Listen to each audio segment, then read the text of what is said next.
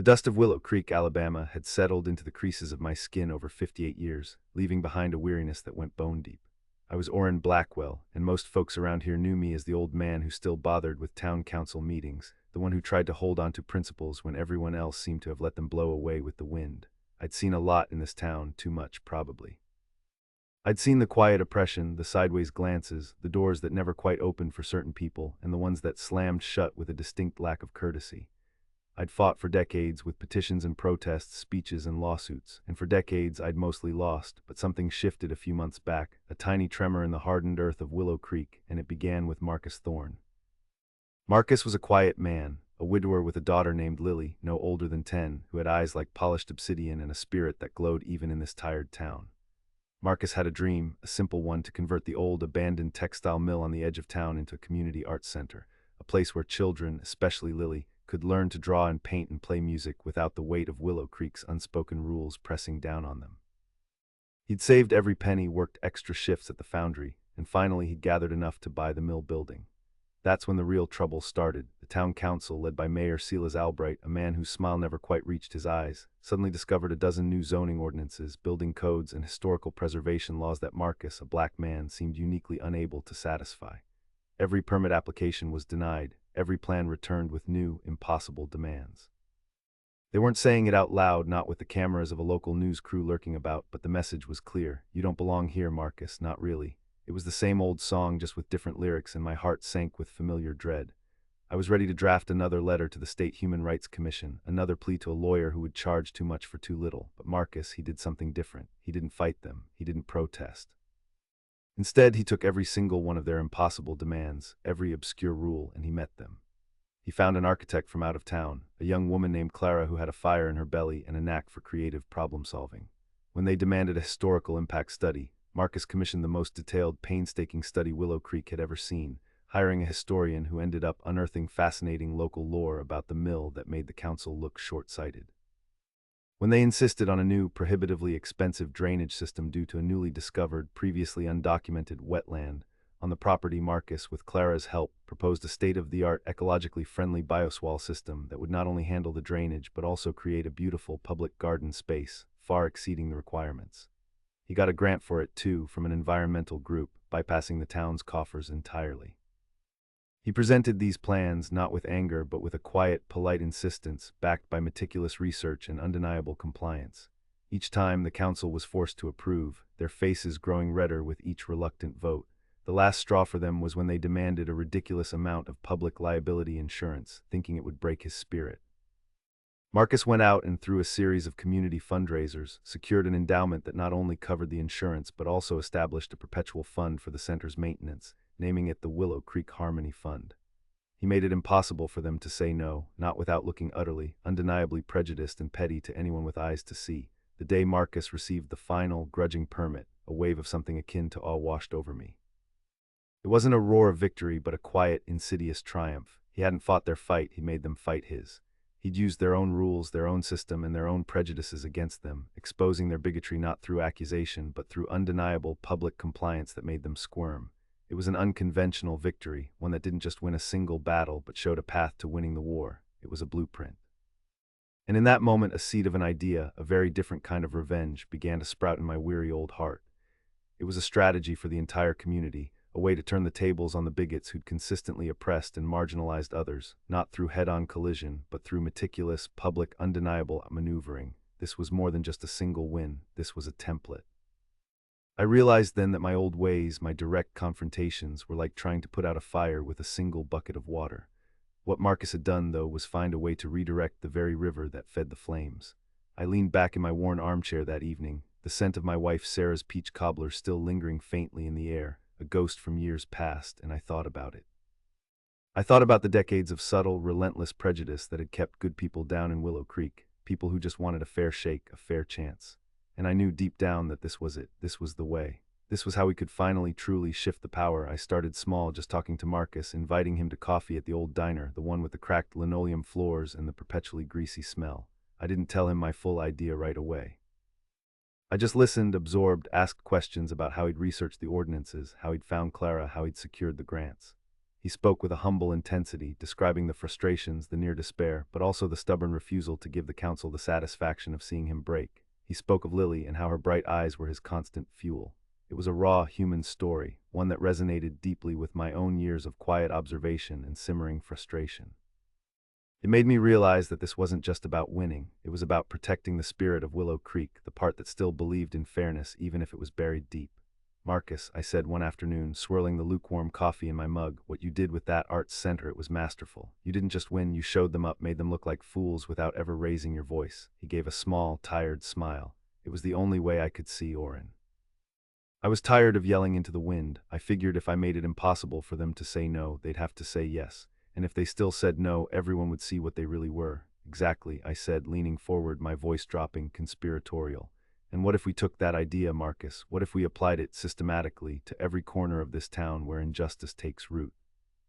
What if we built a network of people, not just fighting specific battles, but using this same blueprint to disarm prejudice piece by piece until it just can't stand anymore? Marcus's eyes widened slightly, a flicker of something new in them, something that wasn't just weariness.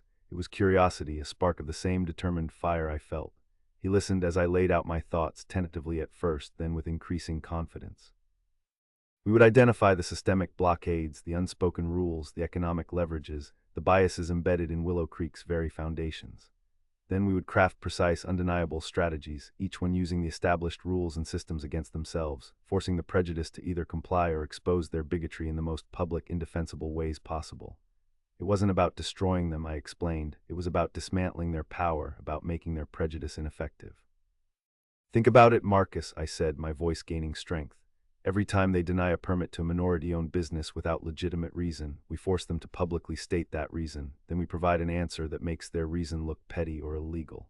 Every time a loan is mysteriously denied, we help the person find alternative, legally sound funding, and then we highlight the original denial's implicit bias.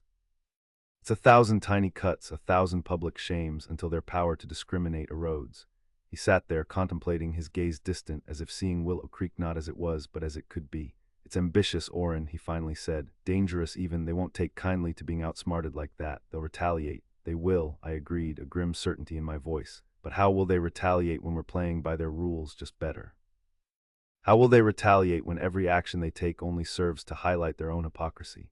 We'll be the ones holding up the mirror, Marcus, and they'll hate what they see. That first conversation stretched into the evening, into many more conversations, late-night phone calls, and clandestine meetings in my quiet living room. Marcus became my first and most crucial ally. He had the personal experience, the recent victory, and the quiet dignity that lent immense credibility to our nascent plan. We started compiling information, meticulously documenting instances of discrimination, not just the blatant ones, but the subtle slights, the mysterious delays, the technicalities that always seem to apply disproportionately to certain parts of the community. We built a database of Willow Creek's ordinances, its zoning laws, its public records, looking for loopholes, for forgotten clauses, for leverage points. I reached out to others I trusted, people who had also grown weary of fighting the old battles. There was Reverend Thomas from the First African Baptist Church, a man whose sermons were like gentle thunder, reminding his congregation of their inherent worth and the strength of their community. There was Elena Rodriguez, a young, sharp-witted lawyer from a nearby city who had grown up in a similar small southern town and understood the unspoken rules of racial bias all too well. She agreed to consult pro bono, her eyes gleaming with a quiet passion. And there was even Martha Higgins, a retired schoolteacher, a white woman from a long-established Willow Creek family who had always had a strong sense of justice and a deep regret for the town's failings. She became our eyes and ears in circles we couldn't easily penetrate. Our network grew slowly, secretly. We called ourselves simply the Advocates. Our first few ventures were small-scale test runs almost. We helped a young black woman get a permit to open a hair salon after it had been mysteriously delayed for months by having Elena draft a detailed legal challenge, citing specific precedents and public statements by Mayor Albright about supporting local businesses that forced the council to approve it within a week. We helped a Hispanic family appeal a ridiculously high property tax assessment by finding a comparable property owned by a white family with a much lower assessment, then presenting the undeniable disparity to the county assessor's office, threatening to take it to state level if not rectified. Each time it was the same pattern: meticulous preparation, undeniable evidence, and a quiet, polite presentation that left our targets with no room to maneuver but to concede. The whispers started. "Things are different now," people murmured. "It's like they can't get away with it anymore." The mayor and his cronies, they felt it. I could see the confusion, then the frustration, and finally the simmering anger in their eyes at town meetings. They were used to a fight they understood, a public shouting match they could dismiss as rabble-rousing. But this was like trying to fight a ghost. We never accused, never raised our voices, just presented facts, applied rules, and forced their hand. We played their game, but with our own unwritten rules of engagement.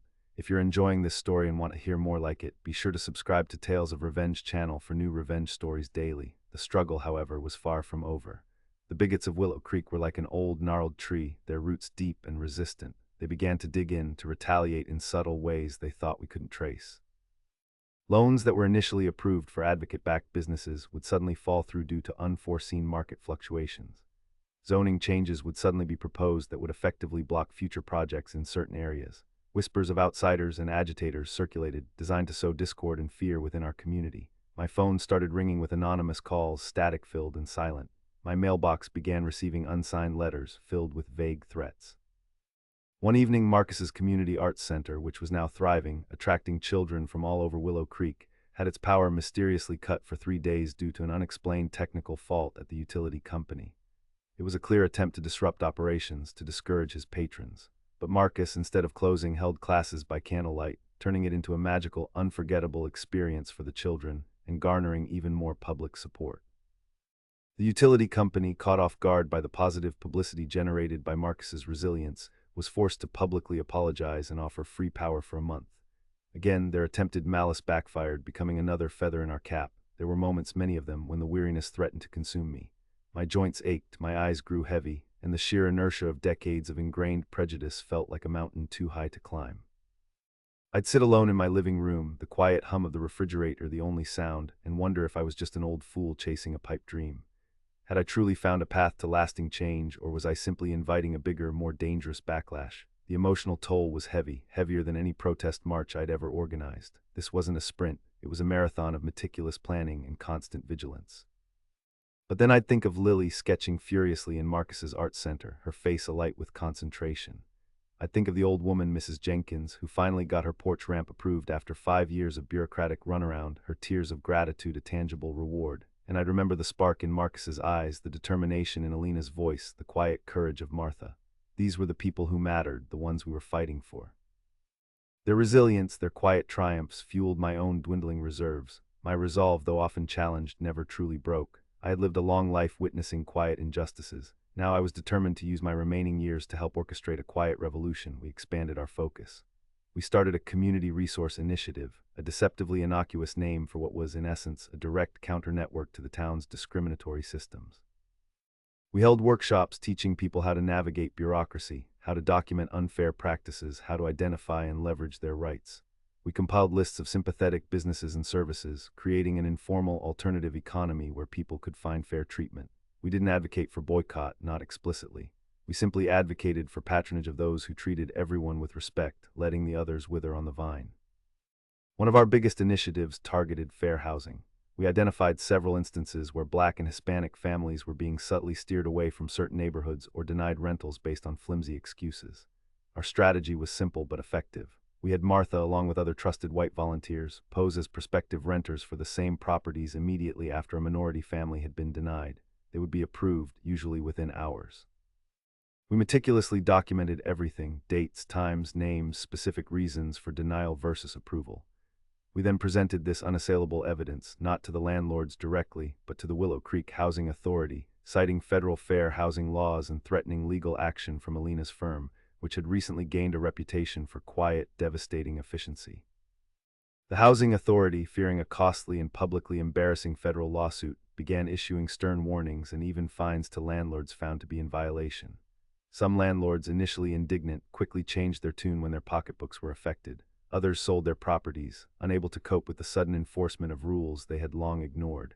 It was a slow process, painstaking and emotionally draining, but it worked. More families of color began to find housing in previously closed-off neighborhoods. The fabric of Willow Creek began to subtly but irrevocably shift. The mayor and his allies were growing increasingly desperate. Their usual levers of control, subtle intimidation, bureaucratic roadblocks, economic pressure, were proving ineffective. They tried to smear our names in the local newspaper, the Willow Creek Chronicle, which was largely beholden to the old guard. They printed articles questioning our motives, painting us as outside agitators and divisive forces. But we countered with facts, with testimonies from ordinary citizens who had been helped, with the undeniable success of Marcus's art center and the thriving new businesses that had cropped up thanks to our initiatives. The Chronicle's readership, growing weary of the obvious bias, began to dwindle. The ultimate showdown, however, came with the Willow Creek Annual Business Grant. For years, this grant, funded by local taxes, had been disproportionately awarded to businesses owned by long-standing white families, often without a clear, objective selection process.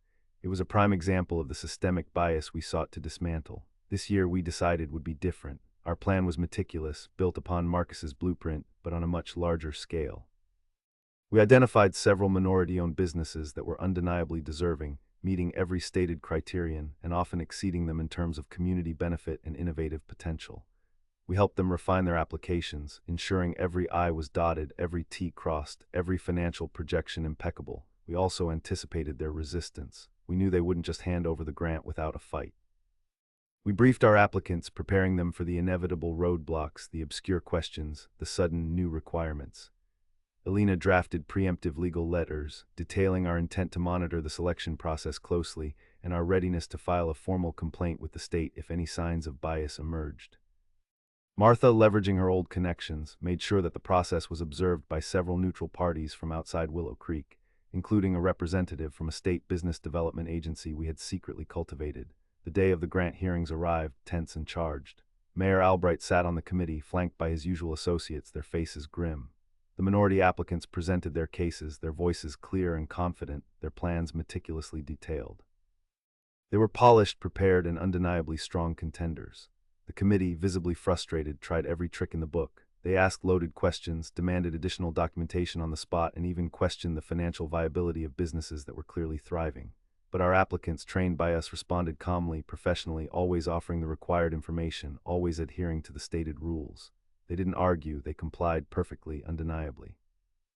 One applicant, a young black woman named Maya who wanted to expand her catering business, was asked an incredibly invasive question about her personal finances, a question that was not posed to any other white applicant. Instead of reacting with anger, Maya simply smiled and said, "Sir, my application contains all the relevant financial information required by the grant guidelines. If there's a specific, legally permissible piece of additional information you require, please refer to the stated application process and I will be happy to provide it." It was elegant, polite, and utterly devastating. The committee member sputtered, unable to find a legitimate retort. The process dragged on for hours, the air thick with unspoken tension. Finally, after all the applications had been presented, the committee retired to deliberate. The waiting was excruciating, the silence in the packed town hall almost unbearable. I sat next to Marcus, my knee bouncing nervously, feeling the weight of everything we had built, everything we had risked. If this failed, if they managed to deny these grants without undeniable cause, it would be a huge setback, a blow to the community's burgeoning hope. An hour later, they returned, their faces a mixture of defeat and thinly veiled fury. Mayor Albright cleared his throat, his voice tight. "After careful deliberation," he announced, "and with due consideration for all presented applications, the committee has decided to award the Willow Creek Annual Business Grant to all 4 of the minority-owned businesses who applied this year." A collective gasp swept through the hall, followed by a stunned, then joyous explosion of applause and cheers. It was unprecedented. Mayor quickly tried to justify it, stammering about the exceptional quality of the applications and the committee's commitment to supporting all of Willow Creek's entrepreneurs, but his face betrayed the truth. They had been outmaneuvered. They had been forced to choose between public, undeniable exposure of their bigotry or a retreat that chipped away at their power. They chose the latter, their pride bruised, their authority weakened. The payoff was immensely satisfying, not just for me, but for the entire community. It wasn't a dramatic, explosive revenge, but something far more potent, a systematic, principled dismantling of entrenched prejudice. The town hadn't been burned down, it had been reformed from the inside out by its own rules. The unconventional victory had become a widespread phenomenon. The bigots were not destroyed, they were simply rendered impotent, their tools of oppression turned against them. Their power to discriminate, once absolute, was now under constant, meticulous scrutiny, and their every attempt to exert it only served to highlight their own moral bankruptcy. The Willow Creek Harmony Fund, once just a small endowment for the Arts Center, grew exponentially, becoming a beacon of fair opportunity, funding projects and businesses that the old system had deliberately stifled. Willow Creek began to change, slowly but surely. New faces appeared in the town council, people who had been empowered by our efforts, people who believed in genuine fairness. The old guard diminished and exposed, found their influence waning, their voices increasingly ignored. Orrin Blackwell, once the weary old activist, was now seen as a quiet orchestrator of a new era, a man who had finally found the cunning blueprint to turn the tables on generations of systemic injustice. I was still weary, yes, but it was a different kind of weariness now, the satisfying fatigue of a battle won, not just a battle fought. The fight wasn't entirely over, of course. Prejudice was a persistent weed, but now the ground had truly shifted. We had changed Willow Creek not through force, but through relentless, principled, and utterly undeniable action. Subscribe to Tales of Revenge channel for new revenge stories daily.